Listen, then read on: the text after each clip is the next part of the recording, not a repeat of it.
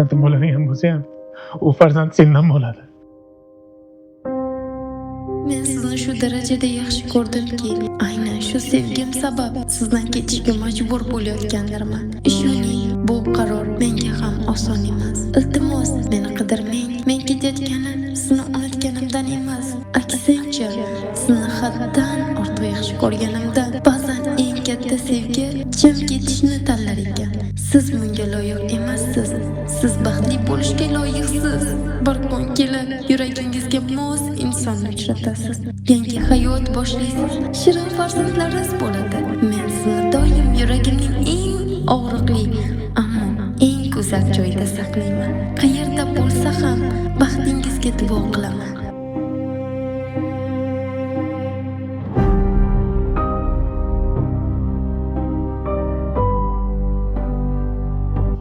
Nega bunday qilding? Men o'lib qolay dedim-ku. Men sizni baxtli qila olmayman. Biz ajrashishimiz kerak. Men sizni baxtsiz qilyapman. Men aksincha sensiz baxtsiz bo'laman. Sen ketganingda bildim, men sensiz yasholmasligimni. Bir kun afsuslanib qolmaysizmi? Yo'q, men seni yo'qotsam afsuslanaman. Bir ketdik.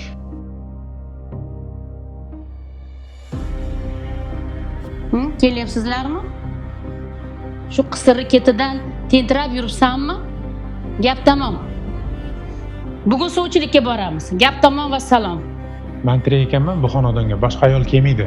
Tushunsang-chi, u senga farzand tug'ib bermaydi. Meni ayolim bor. Oyi.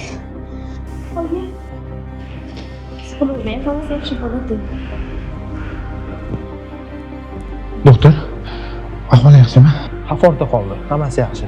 Hozir palataga olamiz. Faqat o'rintirib qo'ymaysizlar. Siqilish mumkin emas bemorga. Yaxshi deyishyapti-ku. O'g'lim, O'ziga keldingizmi, ona? Qo'rqitib yordingiz-ku. Yaxshimisiz? men o'lsam, seni xotining o'limimga sababchi bo'ladi. Oyi. Ozgina mehr bering, o'z qizingizdek ko'ring shuni. U seni otalik baxtidan mahrum qilyapti, bolam. Nimaga tushunmaysan shuni? Sen tenglarida nechtadan farzand bor, o'g'lim? Axir men ham bu bo'lib nevaralarimni aylantirib yurgim keladi. Ularni ko'rgim keladi, o'g'lim.